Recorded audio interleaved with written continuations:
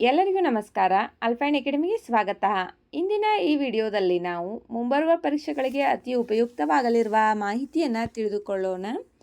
ಆದ್ದರಿಂದ ವಿಡಿಯೋವನ್ನು ಕೊನೆವರೆಗೂ ನೋಡಿ. ಇಂದಿನ ಈ ವಿಡಿಯೋದಲ್ಲಿ ನಾವು ತಾಳೆ ಮರಗಳನ್ನು ನೆಡುವ ಯೋಜನೆಯ ಬಗ್ಗೆ ತಿಳಿದುಕೊಳ್ಳೋಣ.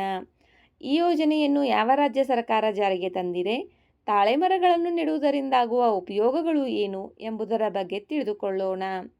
ಒಡಿಶಾ ಸರ್ಕಾರವು ಮಿಂಚಿನ ಅಪಾಯವನ್ನು ತಗ್ಗಿಸಲು 2024-2025ರಲ್ಲಿ ಸುಮಾರು 19 ಲಕ್ಷ ತಾಳೆ ಮರಗಳನ್ನು ನೆಡಲು ಯೋಜನೆಯನ್ನು ಹಾಕಿಕೊಂಡಿದೆ. ಪ್ರತಿ ಅರಣ್ಯ ಬ್ಲಾಕ್ ಗಡಿಗೆ 4 ತಾಳೆ ಮರಗಳು ಸಿಗಲಿವೆ. ತಾಳೆ ಮರಗಳು ಉಷ್ಣವಲಯದ ಪರಿಸರ ವ್ಯವಸ್ಥೆಗಳ ಭಾಗವಾಗಿವೆ. ಇವು ಮಿಂಚಿನ ದಾಳಿಯ ಸಮಯದಲ್ಲಿ ನೈಸರ್ಗಿಕ ವಾಹಕಗಳಾಗಿ ಕಾರ್ಯನಿರ್ವಹಿಸುತ್ತವೆ.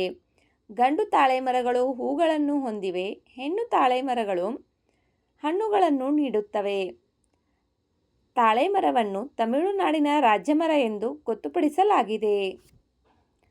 ವಿಡಿಯೋ ನೋಡಿದ್ದಕ್ಕಾಗಿ ಧನ್ಯವಾದಗಳು. ವಿಡಿಯೋದಲ್ಲಿರುವ ಮಾಹಿತಿ ಉಪಯುಕ್ತವೆನಿಸಿದರೆ ವಿಡಿಯೋಗೆ ಒಂದು ಲೈಕ್ ಮಾಡಿ. ಮತ್ತಷ್ಟು ಮಾಹಿತಿಗಾಗಿ ನಮ್ಮ ಚಾನಲ್ನಲ್ಲಿರುವ ವಿಡಿಯೋಗಳನ್ನು ವೀಕ್ಷಿಸಿ. Thank you.